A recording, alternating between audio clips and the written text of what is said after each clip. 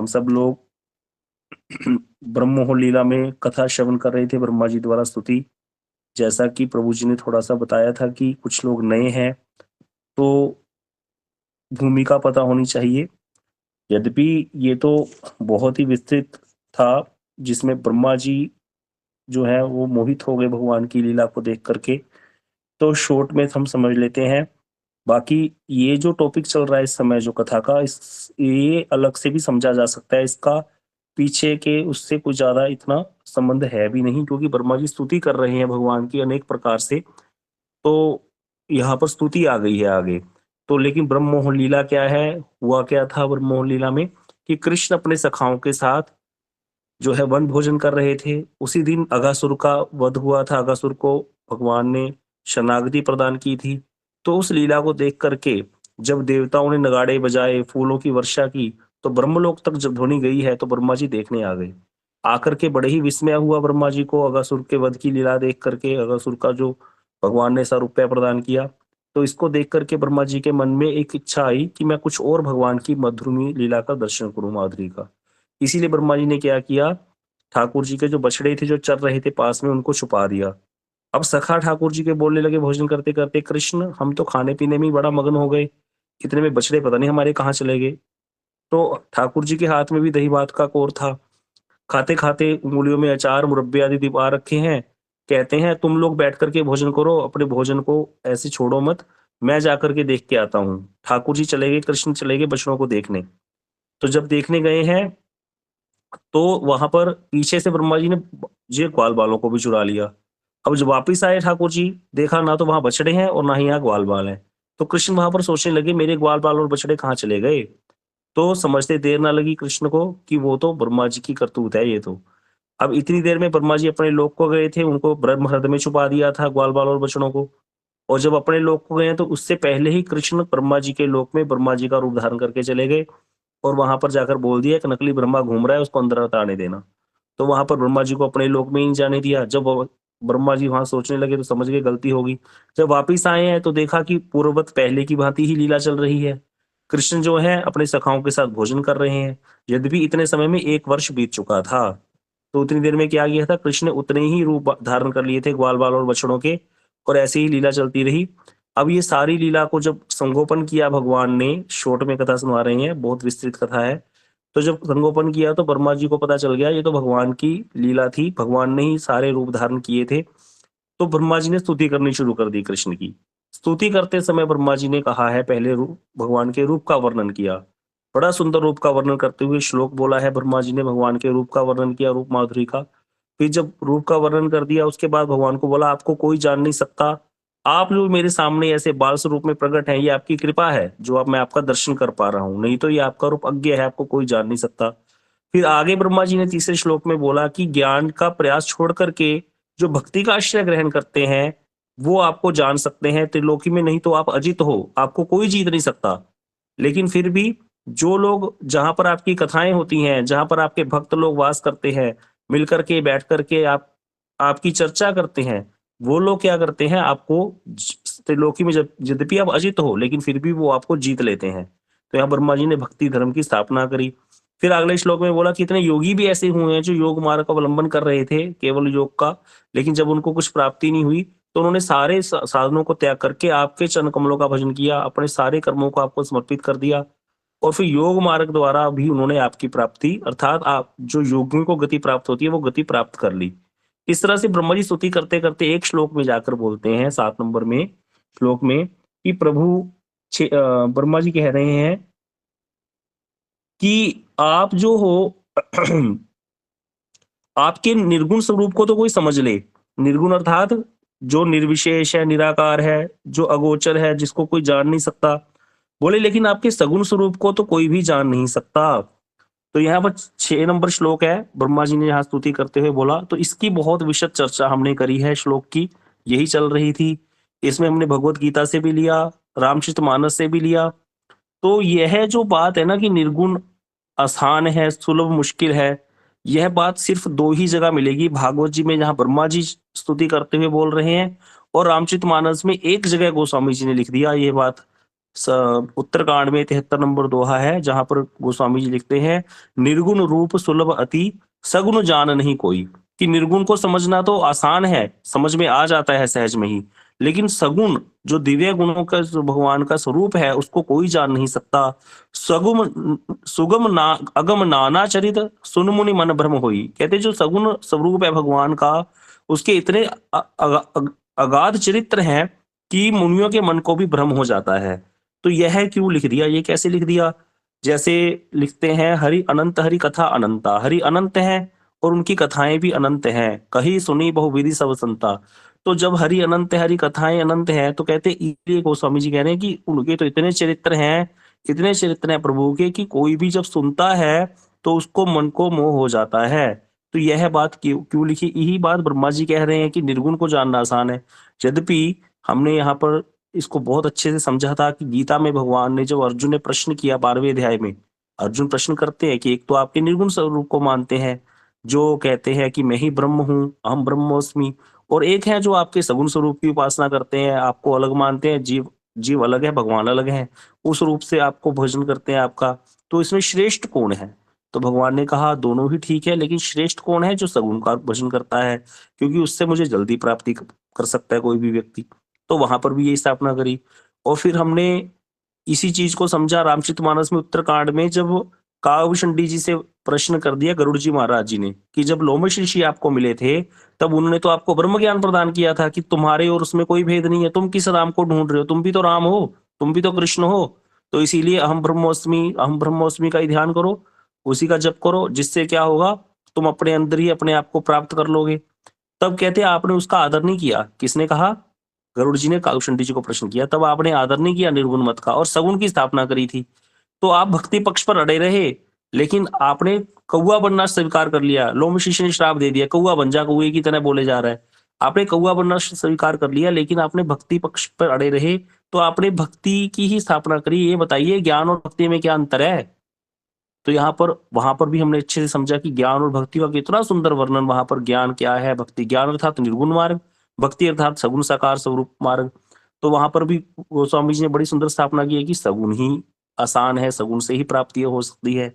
और उसमें वैष्णव की बड़ी महिमा आई, राम त्यधिक राम कर दासा, ये सब कथा हमने श्रवण करी थी। अब आता है कि ब्रह्मा जी ने या फिर गोस्वामी जी ने एक जगह यह पर क्यों लिख दिया कि निर्गुण रूप सुलभति, सगुण जान नहीं कोई। यहाँ ब्रह्मा जी भी क्यों बोल रहे हैं कि सगुण मुश्किल है, निर्गुण आसान है? यहाँ पर क्यों बोला फिर? तो इसकी चर्चा हम पहले रामचरितमानस से समझेंगे, फिर ब्रह्मा जी वाला अपने आप ही समझ आ जाएगा। कई चीजें ऐसी होती हैं, जैसे टीचर होता था हमारी क्लास में एक, सारे बच्चे शोर मचा रहे होते थे, तो वो आते ही बैठकर पहले वाले पे थप्पड़ लगा देता था दो। पहले वाले के लगा दी, सारी क्लास टिक के बैठ जाती थी चुपचाप। अब बाकी अलग अलग सबको समझाना नहीं पड़ता था कि चुपचाप बैठ जाओ। तो भगवान की कुछ जो वर्णन ऐसे किए हैं संतों ने, जहां पर उसको समझ करके बाकी सारी लीलाएं समझ में आ जाएंगी अच्छे से। अब यहाँ पर यही है, यहाँ पर स्वयं काव्यभूषण जी अपनी कथा सुना रहे हैं कि क्यों निर्गुण रूप सुलभ है और सगुण बड़ा मुश्किल है। जबकि काव्यभूषण जी कौन है? जो महाप्रलय में भी जिनका नाश नहीं होता। तो काव्यभूषण जी अपनी कथा बता रहे हैं, कह रहे हैं, सुनु खगेश रघुपति प्रभुदाई, कहु जथामति कहा कथा सुहाई। हे पक्षीराज गरुड़ जी, किनको सुना रहे हैं कथा? गरुड़ जी को, भगवान के वाहन है। कौवा सुना रहे कथा भगवान के वाहन को। कहते हैं भगवान की महिमा सुनिए, बुद्धि के अनुसार सुहावनी कथा कह रहा हूं। जिस प्रकार से मुझे मोह हुआ था वह कथा मैं आपको सुनाता हूँ। बता अर्थ काव्यशुंडी जी कह रहे हैं, मैं भी मोहित हो गया था भगवान की लीलाएं देख करके, मैं भी मोहित हो गया था, इसीलिए सब मुश्किल है। मतलब यहाँ पर समझने वाली बात यह है कि भजन मार्ग जो है, प्राप्ति सगुण में आसान है, निर्गुण में मुश्किल है। लेकिन समझने के लिए निर्गुण आसानी से समझा जाता है, सगुण आसानी से समझ में आता नहीं है। ये समझने की बात है। कैसे?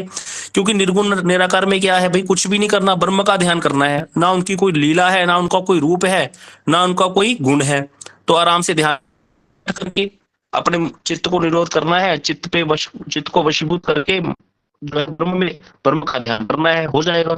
लेकिन सगुण में क्या है? सगुण में तो भगवान के नाना प्रकार के चरित्र हैं और भक्तों का आश्रय ग्रहण करना पड़ेगा। भक्तों की अपनी कथाएं हैं भाई, भक्तों के अपने चरित्र हैं। एक तरफ तो सुखदेव गोस्वामी है जो माता के गर्भ से बाहर नहीं आ रहे, क्यों? कि मुझे माया का दर्शन ही करना। एक तरफ मार्कंडेय जी हैं जो भजन इसीलिए कर रहे हैं भगवान की माया का दर्शन करना है। बताओ इसको कैसे सामंजस्य करोगे? एक तो कहता मुझे माया देखनी ही नहीं इसीलिए बाहर नहीं आ रहे, एक कह रहे हैं मैं माया का दर्शन करूंगा इसीलिए भजन कर रहे हैं। भगवान जब दर्शन देंगे तो कहूंगा मुझे अपनी माया का दर्शन कराओ। तो यहाँ पर ये समझना बड़ा मुश्किल हो जाता है। इसीलिए तो मार्ग आसानी सगुन में है, लेकिन जो भक्तों जैसे कहते हैं ना भक्ति मार्ग आसान है, तो गुरुदेव बोलते थे भक्ति मार्ग कह दिया आसान है लेकिन तलवार की धार के समान है। इसीलिए ये चर्चा जरूरी है समझनी कि वैष्णव में हमें कैसे भजन मार्ग पे हम आगे बढ़ पाएंगे। ये संत जो आकर ऐसी बातें जो लिख रहे हैं यहाँ पर कह रहे हैं, इसके पीछे भी कारण है, ऐसे ही नहीं है ये। तो इसीलिए यहाँ पर कह रहे हैं भाई क्या हुआ था कि भगवान जो है अपने भक्त पे में कभी भी अभिमान नहीं रहने देते, ये भगवान का स्वभाव है। हमें गुरु वैष्णव हरि से कौन वस्तु दूर कर रही है? हमारा अहंकार, हमारी जो अहंता है वो हमको दूर करती है। जिस दिन ये अहंता नष्ट हो जाएगी तो हम प्रभु को जान लेंगे। तो इसीलिए कहते हैं भगवान जो है अपने भक्त के अंदर कभी अभिमान नहीं रहने देते, क्योंकि अभिमान ही संसार के जन्म और मृत्यु का मूल है। अभिमान के कारण ही हम भक्त अपराध करते हैं, अभिमान के कारण ही हम अपने आप को अलग मान करके चलते हैं भगवान से भी सबसे। जिस दिन ये नष्ट हो जाएगा तब तो हमारी एक गति हो जाएगी, तब तो अद्वैत हो जाएगा सब कुछ। अद्वैत का अर्थ यहाँ पर ये नहीं कि मायावाद सब एक ही है, अर्थात हमें समझ में आ जाएगा कि उनकी सत्ता से ही सबकी सत्ता है। फिर किससे बैर करें, किससे लड़ाई झगड़ा करें? तो ये अभिमान ही मूल है। इसीलिए कहते अनेक प्रकार के क्लेशों का कारण है, सारे शोक को देने वाला हमारा अभिमान है। इसीलिए कृपा निधि भगवान जो है उसको दूर कर देते हैं। ताते करी कृपा निधि दूरी, सेवक पर ममता अति भूरी। बहुत ममता है प्रभु की अपने सेवक पर। जिमित शिशु तन ब्रह्म बरन होई गोसाई। कितनी सुंदर बात कह रहे हैं गोस्वामी जी, कहते जैसे बच्चे के शरीर में फोड़ा हो जाता है, मात चिराब कठिन की नाई, माता उसको कठोर हृदय करके चिरवा डालती है, गर्म चाकू करके चीर देता है उसको डॉक्टर। कहते जद्यपि प्रथम दुख पावही, रोबहि बाल अधीर, व्याधि नाश हित जननी, गणति ना सोसि सुपीर। यद्यपि बच्चा जब पहले फोड़ा चिरता है, उसको चीरा दिया जाता है तो बड़ा दुख पाता है, अधीर होकर के रोता है, तो भी रोग का नाश करने के लिए माता क्या करती है, उसकी पीड़ा को कुछ भी गिनती नहीं। उसको पता है ये रोग इसकी मृत्यु का कारण बन जाएगा।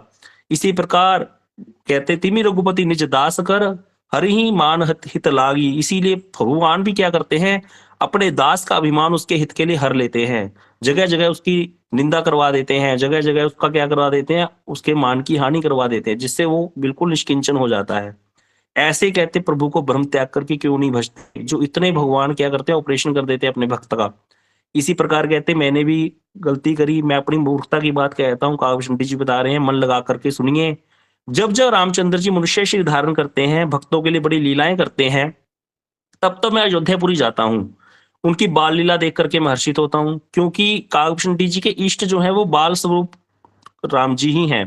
तो यहाँ बड़ा सुंदर कहते हैं, जब भी जन्म महोत्सव होता है राम जी का देख करके मैं हर्षित होता हूँ। जब जब राम अवतार लेते हैं, अर्थात हर त्रेता में राम जी नहीं आते। जैसे ये चतुर्युग चल रहा है अभी, वैवस्वत मंत्र का 27वां चतुर्युग चल रहा है, उसमें ये कलयुग चल रहा है, 27वें चतुर्युग का कलयुग चल रहा है। तो 24वें में आते हैं भगवान राम जी, 24वें वैवस्वत मंत्र के 24वें चतुर्युग के जो त्रेता युग है उसमें राम जी आए थे। तो ऐसे ही कहते जब जब राम जी आते हैं, मैं जन्म लेते हैं, तो मैं उनकी लीला देखता हूँ। 5 वर्ष तक वहीं रहता हूँ अयोध्या में, फिर अपने आश्रम पे चले जाते हैं। काकभूषण जी का बड़ा सुंदर आश्रम है, और बालक रूप राम जी ही मेरे इष्ट देव हैं। और अब यहाँ पर बड़ी सुंदर कहते हैं, छोटे सा कोए का शरीर धारण करके राम जी के साथ मैं उनके घर में फिर फिर करके उनके बाल चरित्रों को देखता हूँ। जैसे घर में बच्चा छोटा खेलता है, तो काकभूषण जी कहते हैं कौआ बन करके मैं भी वहां कौआ उड़ करके चला जाता हूँ, और क्या करता हूँ, वहां जाकर के जो है लीलाओं का दर्शन करता हूँ। कहते जहां भी लड़कपन में फिरते हैं वो उनके साथ उड़ता हूँ, आंगन में उनकी जूठन पड़ी रहती है, उठा करके खाता हूँ। इस प्रकार कहते एक बार क्या हुआ, ठाकुर जी ने राम जी ने बड़े ही अधिकता से सारे चरित्र किए हैं, और कहते क्या किया, उसको स्मरण करते हुए कहते उनके शरीर पुलकित हो गया काकभूषण जी का। कहते जब कहते बड़ा सुंदर राम जी का महल है वहां पर, अब बड़ी सुंदर राम जी के स्वरूप का वर्णन कर रहे हैं, इसको हम छोड़ रहे हैं। बड़ा ही सुंदर राम जी के बाल स्वरूप का वर्णन किया है कि कैसे सुंदर चरण हैं उनके अंदर, बड़े सुंदर वज्र अंकुश ध्वजा और कमल के चिन्ह हैं, चरणों में कोमल शब्द करने वाले, सुंदर मधुर शब्द करने वाले नूपुर हैं, और करधनी का शब्द बड़ा ही सुहावना लग रहा है। सुंदर नाभि है, बड़ी गहरी है, और विशाल बड़े आभूषण धारण करा रखे हैं मैया ने, ऐसे लाल लाल हथेलियां हैं, नख और उंगलियां बड़े ही सुंदर, और नेत्र कमल के समान है, जन्म मृत्यु का नाश करने वाले, और ललाट पर गोरोचन का तिलक, पीली सी जुगनी मैया ने पहना रखी है, और किलकारी मारते हैं, चितवन तो बड़ी ही अच्छी लगती है। ऐसे कहते अपनी ही परछाई देख करके प्रभु नाचने लग गए। अब कैसी लीलाएं कर रहे हैं? बाल लीलाएं कर रहे हैं राम जी। अपनी ही परछाई देख करके नृत्य कर रहे हैं और मुझसे बड़े प्रकार के खेल कर रहे हैं, जिनका चित्रों का वर्णन करते हुए मुझे लज्जा आती है। लज्जा क्यों आती है? भाई देखो, अभी हमें आपको सुनाने लग जाए कि कोई व्यक्ति मोदी जी को देख के अपने पोते के साथ खेल रहे थे, बड़े प्रकार से खेल रहे थे, तो वो व्यक्ति को बाहर आके लज्जा आएगी कि नहीं आएगी? भाई मोदी तो प्रधानमंत्री है, बड़ा ही धीर गंभीर है, वो ऐसे कैसे कर सकता है? इसी प्रकार यहाँ पर कह रहे हैं, जिनको वर्णन करते हुए मुझे लज्जा आ रही है, इस प्रकार के खेल प्रभु खेल रहे थे। किलकारी मारते हुए प्रभु मुझे पकड़ने को दौड़ते, मैं भाग चलता। फिर मुझे वो हाथ में मालपुआ है तो मालपुआ दिखाते हैं, जैसे बच्चा दिखाते हैं ना, तो मालपुआ देख करके कहते मैं पास आने लगता। जब मैं निकट आता तो प्रभु हंसने लगते और भाग जाने पर रोने लगते। जब मैं उनका चरण स्पर्श करने के लिए पास जाता हूं तो फिर पीछे मुड़ करके भागते हैं और मेरी तरफ देखते रहते हैं। ऐसे कहते देख करके, सारी लीलाएं देख करके एकदम से मेरे मन में क्या आ गया, अरे यह कौन सा चरित्र है? कहते इतने चरित्र किए प्रभु ने, इतने बाल चरित्र किए कि मुझे शंका होगी ये तो साधारण बालक हैं, जैसे ब्रह्मा जी को हो गया।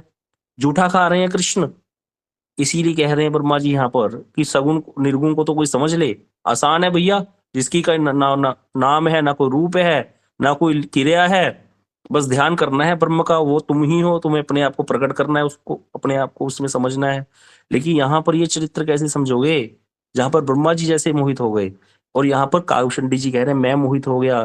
कहते लेकिन वो माया मेरे पे छाई, भगवान की रघुनाथ जी द्वारा प्रेरित माया मुझ पर छाई, लेकिन वो ना दुख देने वाली हुई, ना ही संसार में डालने वाली हुई, कुछ दूसरा ही कारण था। उसको सावधान होकर के सुनिए। तो यह बता रहे हैं, बड़ा सुंदर यहाँ महिमा वर्णन कर रहे हैं। कह रहे हैं ज्ञान अखंड एक सीतावर, माया बस से जीव सचराचर। एक कृष्ण या राम जी ही है जो ज्ञान स्वरूप है, अखंड ज्ञान स्वरूप। जड़ चेतन सभी जीव माया के वश में है मेरे जैसे। जो सब कह रहे ज्ञान एक रस, जी ईश्वर जीव ही भेद कहू कस। अब बताइए यहाँ कौन कह सकता है कि गोस्वामी जी मायावादी संत थे? स्वयं लिख दिया गोस्वामी जी ने, निर्धारण दे दिया यहाँ पर। कहते अगर जीव को ही अखंड ज्ञान हो जाए, फिर जीव और ईश्वर में क्या भेद रह गया? तो इस यहाँ पर तो स्थापित कर दिया ना, जीव और ईश्वर में भेद है। माया बस जीव अभिमानी, ईश वश माया गुण खानी। जीव क्या है? माया के वश में है, और वही तीन गुणों वाली माया जो है वो ईश्वर के वश में है। पर बस जीव सब बस भगवंता, जीव अनेक एक श्रीकंता। इतनी सुंदर सुंदर चौपाइयां कहीं नहीं मिलेंगी, इतना सुंदर वर्णन, इतना विशद कहीं भेद नहीं मिलेगा जितना सुंदर वर्णन गोस्वामी जी ने किया। जीव परतंत्र है, भगवान स्वतंत्र है, पर बस जीव सब बस भगवंता। जीव अनेक एक श्रीकंता। जीव अनेक हैं, भगवान एक हैं, श्री भगवान एक हैं। इसी प्रकार कहते रामचंद्र जब भी कहते ये जो माया द्वारा किया हुआ भेद है असत है, लेकिन फिर भी भगवान के भजन के बिना ये करोड़ों उपाय करने पर भी छूटता नहीं।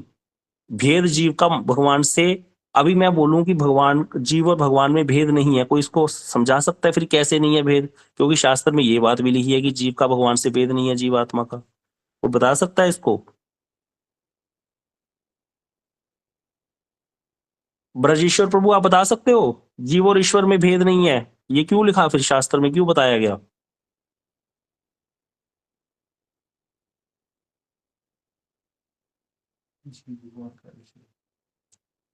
स्वरूप एक है, स्वरूप कैसे एक हो गया? भगवान क्या है? विभु है, जीव तो अणु है। हरे जीव कृष्णा भगवान प्रभु का जी अंश है, दंडवत किसी ने प्रणाम। बोला। हाँ जी, दोनों में चेतना है, वो चेतना है, विभु ठीक है, चेतन ये है कुछ कुछ और वो कारण है। शुद्र लेकिन चेतन है जी। भगवान लेकिन भगवान विभु चैतन्य है, जीव अणु चैतन्य है। तो इस तरह से तो भेद उस तरह से तो नहीं है कि चलो अंश है, ठीक है बात।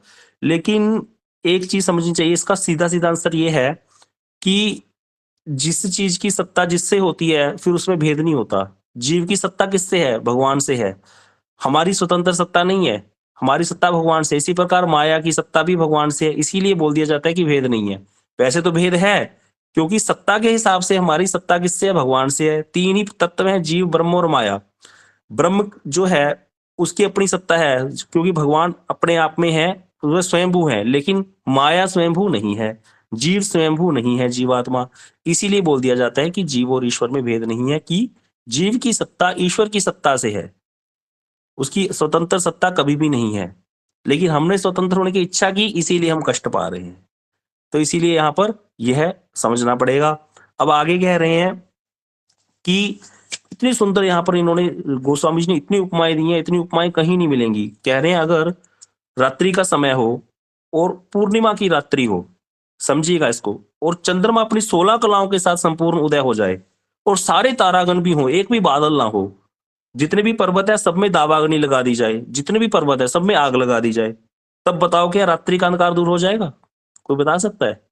चंद्रमा 16 कलाओं के साथ पूर्णिमा की रात्रि में उदय हो जाए, जितने भी तारागण हैं वो भी उदित हो जाएं, और जितने भी पर्वत हैं सब में दावाग्नि लगा दी जाए। दावाग्नि मतलब पूरी झुलसा दिया जाए आग ही आग, तो भी क्या सूर्य के बिना हुए दिन हो सकता है? नहीं हो सकता। इसी प्रकार कहते करोड़ों उपाय पच करके पच पच के मरो, ऐसे हरिभनु भजन खगेसा, मिटी न जीवन कर केर कलेसा। इसी प्रकार भगवान के भजन के बिना जीव के क्लेश नहीं मिट सकते। हरि सेवक ही ना व्यापी अविद्या, प्रभु प्रेरित व्यापी ही तही विद्या। भगवान के सेवक को कभी भी अविद्या नहीं व्यापती, भगवान की प्रेरणा से उसको विद्या ही व्यापती है। इसीलिए कहते दास का इसी कारण नाश नहीं होता, भेद भक्ति बढ़ती है उसकी। कहते जब राम जी ने मुझे देखा कि मैं बहुत ही चकित हो गया हूं, तो वो हंसने लगे। अब कहते यह जो खेल प्रभु मेरे साथ खेलने वाले थे, इसका मर्म किसी ने नहीं जाना, माता पिता ने भी नहीं जाना, छोटे भाइयों ने भी नहीं जाना। कहते हुआ क्या कि राम जी मुझको पकड़ने के लिए दौड़ने लगे। अब काकभूषणी जी के मन में क्या आ गया था? भगवान को देख करके मोह हो गया। इतनी हमने कथा सुनी थी कि मोह हो गया था उनको कि ये कैसे चरित्र कर रहे हैं। जैसे उनके मन में ये मोह आया कि ये बाल साधारण बालक तो नहीं है, कहीं राम जी है ही नहीं, ये सच्चिदानंद कैसे हो सकते हैं, इतना देखते ही भगवान उनको पकड़ने के लिए दौड़े। जब पकड़ने के लिए दौड़े तो कहते मैं भाग चला। अब राम जी ने पकड़ने के लिए भुजा फैलाई, जैसे जैसे आकाश में उड़ते गए तो हरि की भुजा को सामने ही देखता। बोले मैं ब्रह्मलोक तक गया, उड़ते उड़ते मैंने पीछे देखा तो भुजा को और मेरे में केवल 2 उंगली का फासला था। अब यहाँ पर भी वही कथा आ गई यशोदा मैया वाली, और कृष्ण को जब बांधने वाली है यशोदा मैया, तो वहां पर भी यशोदा मैया क्या देख रही है? जब कृष्ण को पहले बाल जब ब्रह्मांड दर्शन किए थे, ब्रह्मांड में क्या देखा था? यही सारा कुछ यहाँ पर काकभूषणी जी देखे। यही माया का दर्शन मार्कंडेय जी ने किया। यही दर्शन जो अभी वर्णन आएगा, यही दर्शन किया था दुर्वासा ऋषि ने रमन रेती में, जब भगवान को लीला देखने आए थे। जो दुर्वासा जी आए हैं कृष्ण दर्शन करने, वहां भी तो कृष्ण अपने सखाओं के साथ खेल रहे थे। वहां पर कृष्ण जो है उनको गिरा दिया था श्री राम ने, बोला मैं जीत गया, मैंने तुम्हारी पीठ नीचे लगवा दी। कृष्ण बोले जिसकी नाक ऊपर होती है वो जीतता है। दुर्वासा जी देख रहे हैं, उनको गुस्सा आ रहा है, अरे मैंने तो सुना था ब्रह्म ने उतार लिया, ये ब्रह्म ऐसी खेल खेल रहा है बच्चों के साथ, कभी घोड़ा बन जाता है कभी हार जाता है। अब कृष्ण जाकर के दुर्वासा जी की गोदी में बैठकर उनकी दाढ़ी खींच के पूछने लगे, बाबा बाबा बताओ श्री राम जीता क्या मैं जीता? जिसकी नाक ऊपर होती है वही जीतता है ना। श्री राम कह रहा है कि मेरी पीठ लग गई नीचे इसीलिए मैं हार गया, और दुर्वासा जी को गुस्सा आ रहा है। कृष्ण ने उनको भी ऐसे ही दर्शन कराया, हंसने लगे और दुर्वासा जी उनके मुख में चले गए। इसी प्रकार का दर्शन यहाँ पर काकभूषण जी करेंगे। बोले 7 आवरणों को भेद कर जहां भी मैं गया वहां पर अपनी प्रभु की भुजा को अपनी देखता रहा, अपने पीछे व्याकुल हो गया। जब मैंने आंखें बंद कर ली, आंखें खोली तो फिर मैं अवधपुरी में देख रहा हूँ कि राम जी सामने खड़े हैं और मुझे देख करके मुस्कुराने लगे और मैं उनके मुख में चला गया। अब ये समय हो गया है, आगे हम फिर ये कथा श्रवण करेंगे, बीच में कभी समय मिलेगा हमें जैसे भी। तो ये बड़ी सुंदर कथा है जिसके माध्यम से हमें समझ में आ जाता है। ये प्रश्न जो है पूछा था कि हमें साधन पे ध्यान देना चाहिए अपने या वैष्णव की सेवा सब कुछ है। जैसे कि प्रश्न ये था कि नारायण मूर्ति जी ने बोला था जब एक व्यक्ति ने इन्फोसिस ज्वाइन की, उसने कहा आई लव इन्फोसिस, तो उन्होंने कहा don't love your company, love your job. You don't know when your company would stop loving you. तुम्हें पता नहीं तुम्हारी कंपनी तुमको कब प्रेम करना बंद कर देगी, तुम्हें कब रेजिग्नेशन देना पड़ सकता है। इसीलिए अपने प्रोफेशन को, अपनी जॉब को प्यार करो। तो क्या यह बात वैष्णविज्म में भी है कि वैष्णव को प्रेम क्यों करें, या गुरुजी से प्रेम क्यों करें, या मठ मंदिर से प्रेम क्यों करें? अपने साधन भजन से प्रेम करें, अपने साधन भजन पे ध्यान दें। हैं तो साधन भजन पे ध्यान देने से सारा कुछ होगा, या फिर वैष्णव का ही सब करना चाहिए, साधन भजन पे ध्यान देना ही नहीं चाहिए, साधन हो या ना हो। तो नरोत्तम दास ठाकुर जी ने कहा है श्री रूप मंजरी पद सही मोर संपद, सही मोर भजन पूजन। श्री रूप गोस्वामी जी के चरण ही मेरा सब कुछ है, वही मेरा भजन है, वही मेरा पूजन है। तो फिर मैं क्यों अपनी माला पकड़ के लगा रहा हूं? तो इसका क्या उत्तर है? इसको बहुत अच्छे से प्रभु जी ने समझाया था, ये भी हम चर्चा करेंगे आगे समय मिलेगा। जैसे इसको याद रखिएगा, ये बहुत विशद चर्चा है इसकी, बड़ा सुंदर इसका उत्तर प्रभु जी ने हमको दिया था, कैसे हमको निकलना है, यहाँ से निकलने के लिए है हम आए हैं ना, तो इसीलिए कैसे हम निकल पाएंगे ताकि भजन भी कर पाए और सब कुछ कर भी पाए, वैष्णव को संतुष्ट करके भजन कर पाए, क्योंकि वैष्णव कृपा के बिना तो कुछ होगा ही नहीं। तो इसका उत्तर क्या है, वो भी हम चर्चा करेंगे। आप लोग भी सोचिएगा, किसी ने अगर कुछ याद किया होगा तो उसको भेजिएगा, समझा होगा कुछ। तो अभी समय हो गया है, समय बड़ा कम होता है, प्रभु जी ने बोला पहले वो समझाना पड़ेगा लीला को, तो वो तो फिर बड़ा मुश्किल है ऐसे तो। इसीलिए जैसे ये कथा होगी तो हम लगातार कोशिश करेंगे, इसको चलाएंगे, तब समझ में आएगा सब कुछ। तो अभी तो आप सब लोग गीता जी की जो क्लास शुरू की है पूज्यपाद गौर सुंदर प्रभु जी ने, उस पर कॉन्सेंट्रेट कीजिए, ताकि हमें गीता जी के जितने भी सब जो विषय हैं, वो सारे टॉपिक जो श्लोक के अर्थ हैं वो समझ आ जाए। क्योंकि जब तक हम गीता जी को नहीं जानेंगे तब हम आगे कहीं कुछ समझ नहीं सकते, ये बहुत इंपॉर्टेंट बात है। तो इसीलिए आप सबसे प्रार्थना, आप जरूर ज्वाइन कीजिए 6 से 6:30 वाली क्लास, और उस कथा को जरूर सुनिए प्रभु जी से, ताकि आपको ये गीता जो है क्लियर हो, तब ये में हम प्रवेश कर सकते हैं आगे आगे के ग्रंथों में। गौर प्रेमानंदे हरि हरि बोल। वांछा कर तरुभ्यश्च कृपा सिंधुभ्यश्च पतितानां पावनेभ्यो वैष्णवेभ्यो